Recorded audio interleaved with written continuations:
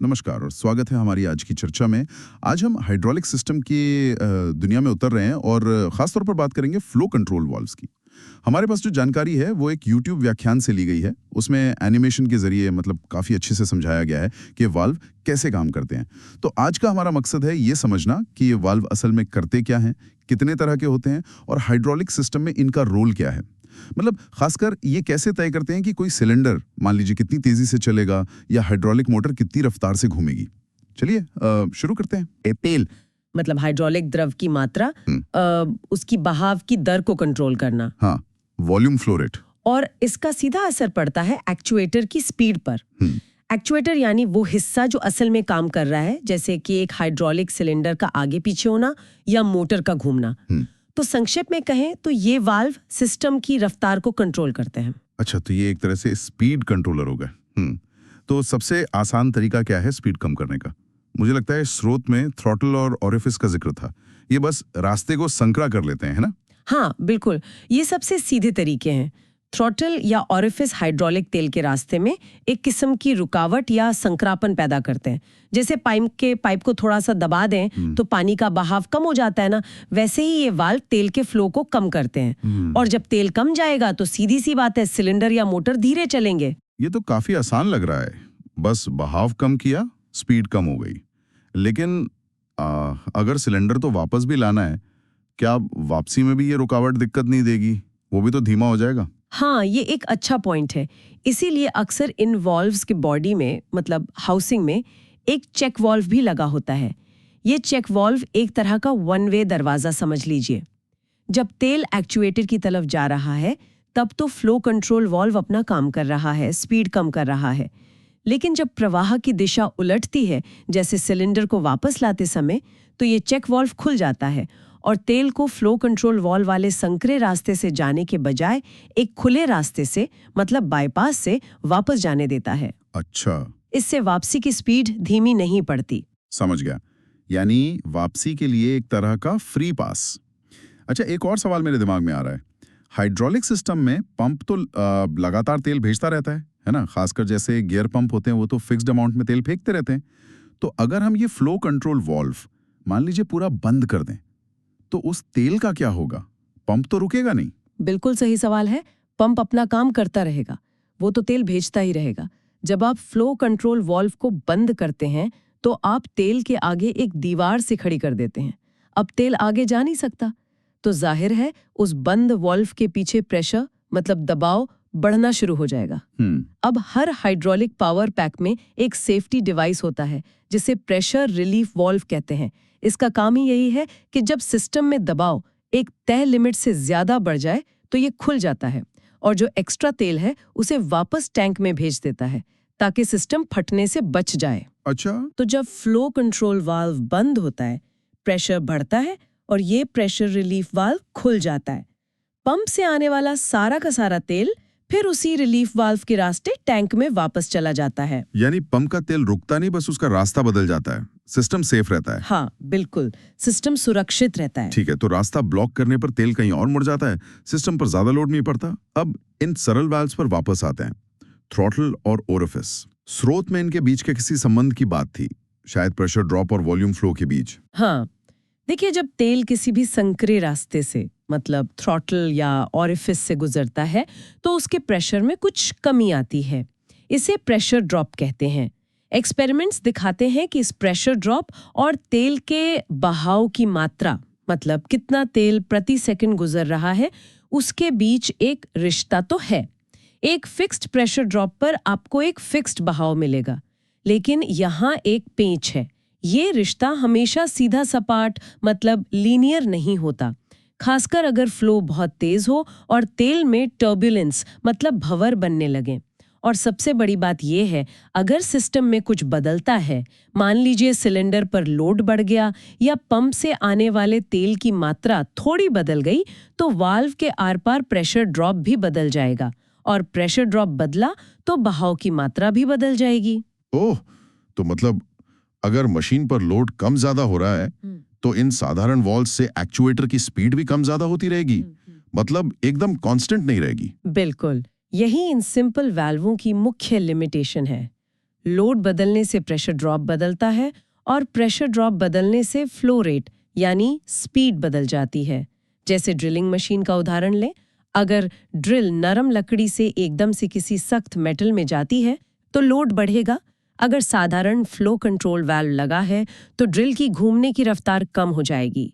कई कामों के लिए ये ठीक नहीं है। आपने थ्रॉटल और ऑरिफिस दोनों का नाम लिया। क्या इनमें कोई खास अंतर है, मतलब बनावट में या काम करने के तरीके में कोई फर्क?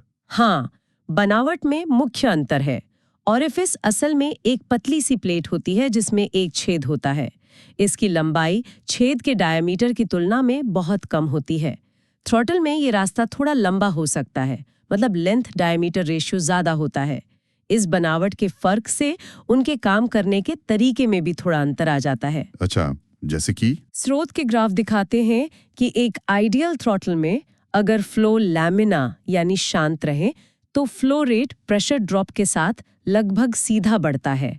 ओरिफिस में क्योंकि लंबाई कम है, तेल का गाढ़ापन मतलब विस्कोसिटी का असर फ्लो रेट पर कम पड़ता है। ओह, ये एक फायदा है क्योंकि तापमान बदलने से तेल का गाढ़ापन बदल सकता है, पर ओरिफिस से फ्लो रेट उतना नहीं बदलेगा। लेकिन ओरिफिस में एक और चीज होती है, छेद से निकलते ही तेल में ज्यादा भंवर मतलब स्वर्ल्स बनते हैं, जिससे एनर्जी का थोड़ा लॉस होता है। तो इन सरल वाल्वों की कहानी ये है कि ये सस्ते और आसान तो हैं, पर लोड बदलने पर स्पीड को कांस्टेंट नहीं रख पाते हैं। यहीं पर शायद वो दूसरे वाले वाल्व काम आते होंगे जिनका जिक्र था, pressure compensated flow control valve. सही पकड़ा, बिल्कुल।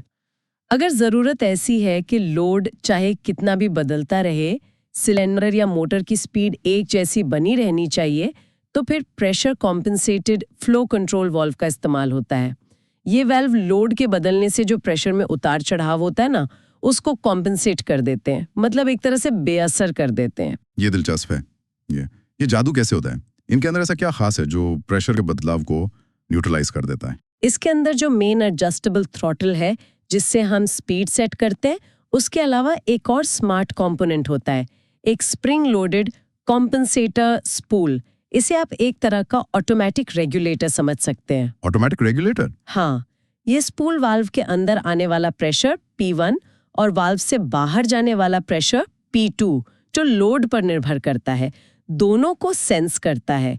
इसका काम है जो मेन थ्रॉटल पॉइंट है ना, उसके आर पार प्रेशर के अंतर को यानी प्रेशर ड्रॉप को हमेशा कांस्टेंट बनाए रखना, चाहे P1 या P2 कितना भी क्यों ना बदल जाए। अच्छा, ये कैसे करता है? सोचिए, अगर लोड बढ़ता है तो आउटलेट प्रेशर P2 बढ़ेगा, सही? हाँ। ये बढ़ा हुआ P2 कंपेंसेटर स्पूल को थोड़ा और खुलने के लिए धकेलेगा। इससे क्या होगा? तेल के रास्ते की जो कुल रुकावट है वो थोड़ी कम हो जाएगी। नतीजा, फ्लो रेट लगभग उतना ही बना रहेगा, गिरेगा नहीं। ओके। और अगर लोड घटता है तो P2 कम होगा। अब स्पूल पर दबाव कम होने और स्प्रिंग के जोर से स्पूल थोड़ा बंद हो जाएगा, जिससे रास्ते की रुकावट थोड़ी बढ़ जाएगी। नतीजा, फ्लो रेट फिर से ज्यादा नहीं बढ़ेगा, लगभग कांस्टेंट रहेगा। अरे वाह। तो ये कंपेंसेटर स्पूल लगातार खुद को एडजस्ट करता रहता है ताकि मेन थ्रॉटलिंग पॉइंट पर प्रेशर ड्रॉप हमेशा एक जैसा रहे। और हाइड्रोलिक्स का नियम है कि अगर किसी थ्रॉटल पर प्रेशर ड्रॉप कांस्टेंट है तो उससे बहने वाले तेल की मात्रा यानी फ्लो रेट भी कांस्टेंट रहेगी। इस तरह लोड बदलने पर भी स्पीड नहीं बदलती। वाह, ये तो काफी स्मार्ट तरीका है स्पीड को काबू में रखने का। मतलब ये वाल्व लोड के नखरों से परेशान नहीं होते। हाँ। अब एक और अहम सवाल, इन वाल्व्स को हाइड्रोलिक सर्किट में लगाते कहाँ हैं? क्या इससे भी कोई फर्क पड़ता है? स्रोत में मीटर इन और मीटर आउट जैसे शब्दों का इस्तेमाल हुआ था, ये क्या है? हाँ, ये बहुत मायने रखता है कि आप वाल्व को एक्चुएटर के इनलेट पर लगा रहे हैं या आउटलेट पर। ये दो मुख्य तरीके हैं, मीटर इन और मीटर आउट। मीटर इन का मतलब है कि फ्लो कंट्रोल वाल्व एक्चुएटर में जाने वाले तेल के बहाव को कंट्रोल कर रहा है, यानी वाल्व सिलेंडर के इनलेट पोर्ट पर या उस लाइन में लगा है जो तेल को सिलेंडर तक ला रही है। इसका फायदा क्या है? स्रोत कह रहा था कि ये पॉजिटिव लोड के लिए बहुत सटीक है। पॉजिटिव लोड मतलब जब सिलेंडर को किसी वजन को उठाना या धकेलना पड़ रहा हो, यही ना? हाँ बिल्कुल। जब एक्चुएटर को लोड के अगेंस्ट काम करना हो तब मीटर इन बहुत अच्छा और प्रिसाइज कंट्रोल देता है। लेकिन इसकी एक बड़ी कमजोरी है। सोचिए अगर लोड की डायरेक्शन बदल जाए। मान लीजिए एक भारी वजन है जिसे सिलेंडर नीचे ला रहा है। अब लोड सिलेंडर को धकेलने के बजाय खींच रहा है। इसे नेगेटिव या ओवर रनिंग लोड कहते हैं। मीटर इन सर्किट ऐसे लोड को संभाल नहीं पाता। सिलेंडर तेजी से नीचे गिर सकता है क्योंकि अंदर जाने वाला तेल तो कंट्रोल्ड है, पर लोड उसे अपनी तरफ खींच रहा है। ओहो। इससे न केवल इक्विपमेंट को नुकसान हो सकता है, बल्कि एक और सीरियस प्रॉब्लम हो सकती है, कैविटेशन। जब लोड तेजी से सिलेंडर को खींचता है तो सिलेंडर के पिस्टन के दूसरी तरफ जहां से तेल निकलना चाहिए वहां एक तरह का वैक्यूम बन सकता है। इसमें हवा या तेल के वेपर के बुलबुले बन सकते हैं जो फटते हैं और सिस्टम के लिए बहुत हानिकारक होते हैं। अच्छा, तो अगर लोड खींचने वाला हो सकता है, मतलब ओवर रनिंग टाइप का, तो मीटर इन खतरनाक है। तो फिर मीटर आउट ही उपाय हैं। हाँ, मीटर आउट कॉन्फ़िगरेशन में फ्लो कंट्रोल वाल्व एक्चुएटर से निकलने वाले तेल के बहाव को कंट्रोल करता है। इसे सिलेंडर के आउटलेट पोर्ट पर या उस लाइन में लगाया जाता है जिससे तेल वापस टैंक में जाता है। जब आप निकलने वाले तेल की रफ्तार को कंट्रोल करते हैं तो सिलेंडर के आउटलेट साइड पर एक बैक प्रेशर यानी उल्टा दबाव बनता है। यही बैक प्रेशर उस नेगेटिव या ओवर रनिंग लोड को थामे रखता है और सिलेंडर को बेकाबू होकर भागने से रोकता है। तो ये ज्यादा सुरक्षित लगता है, खासकर ऐसी मशीनों के लिए जहां लोड की दिशा बदल सकती है, जैसे क्रेन या प्रेस।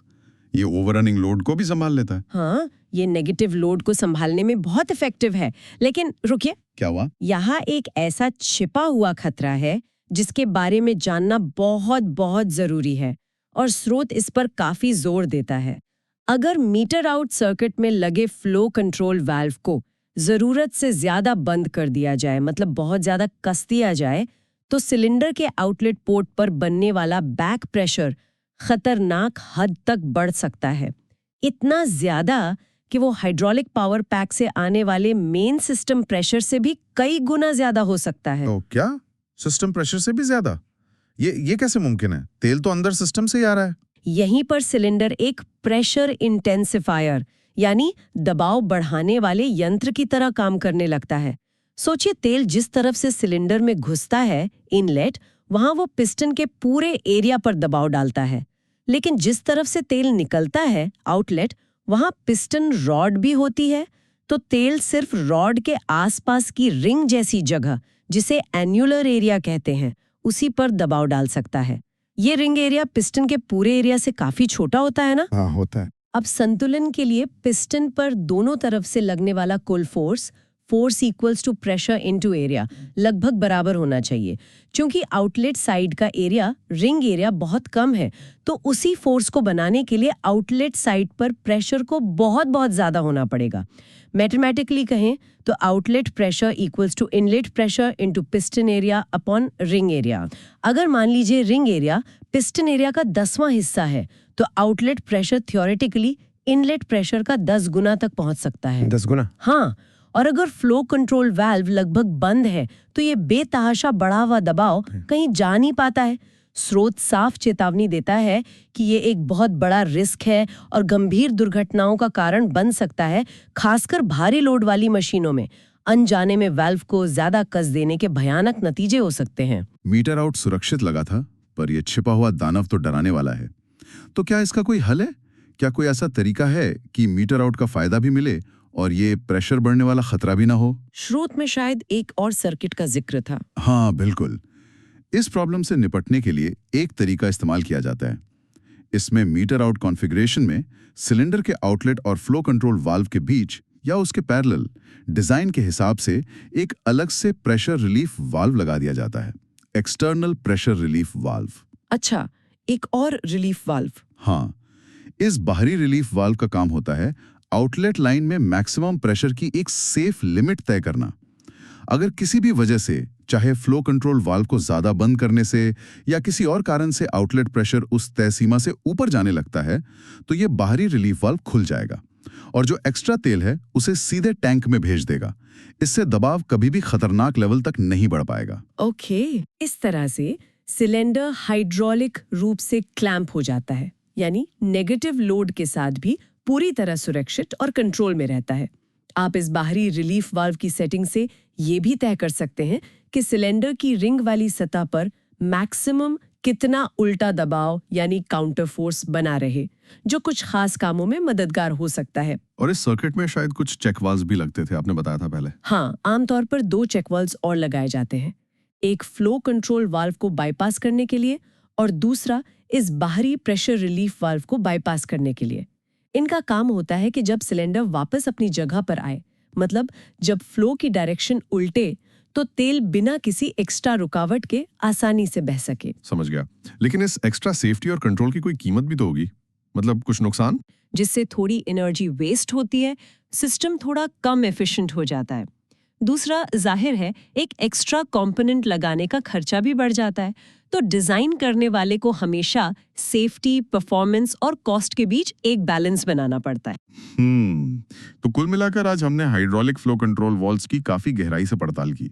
हमने देखा कि स्पीड कंट्रोल के लिए सरल थ्रॉटल और ओरिफिस हैं, जो सस्ते तो हैं पर लोड बदलने पर स्पीड बदल देते हैं। फिर आए प्रेशर कंपनसेटेड वाल्व, जो लोड के बावजूद स्पीड को स्थिर रखने का स्मार्ट तरीका अपनाते हैं। और हमने ये भी समझा कि वाल्व को लगाना कहाँ है, मीटर इन या मीटर आउट, ये कितना अहम है। मीटर इन पॉजिटिव लोड के लिए सटीक है, पर नेगेटिव लोड में फेल हो जाता है, कैविटेशन का भी खतरा। मीटर आउट नेगेटिव लोड संभाल लेता है, लेकिन उसमें प्रेशर बेतहाशा बढ़ने का, मतलब इंटेंसिफिकेशन का छुपा हुआ खतरा है, जिसे अतिरिक्त सुरक्षा उपायों जैसे एक्सटर्नल रिलीफ वॉल्व से काबू में किया जा सकता है। बिल्कुल सही कहा आपने। ये सब दिखाता है कि एक साधारण सा लगने वाला काम जैसे स्पीड कंट्रोल के पीछे भी कितनी इंजीनियरिंग और कितने सारे फैक्टर्स पर विचार करना पड़ता है। हर तरह के अपने फायदे हैं, अपने नुकसान हैं। और यहीं पर एक सोचने वाली बात सामने आती है ना? मीटर आउट सर्किट में प्रेशर इंटेंसिफिकेशन का जो गंभीर खतरा हमने डिस्कस किया, उससे देखते हुए ये कितना जरूरी हो जाता है कि जो मशीनें हम रोज देखते हैं, जैसे कंस्ट्रक्शन की भारी मशीनें या फैक्ट्रियों में लगी बड़ी प्रेस, उनके डिजाइन में इन खतरों का ध्यान रखा जाए। और साथ ही जो लोग इन मशीनों को ऑपरेट करते हैं, उन्हें भी इन जोखिमों के बारे में पता हो, क्योंकि सिर्फ सही वाल्व चुन लेना काफी नहीं है, उसे सिस्टम में सही ढंग से लगाना और उसके संभावित खतरों को समझना और उससे बचाव करना भी उतना ही महत्वपूर्ण है। ये एक ऐसा पहलू है जिस पर शायद हम सबको, चाहे हम इंजीनियर हों या यूजर, थोड़ा और ध्यान देने की जरूरत है।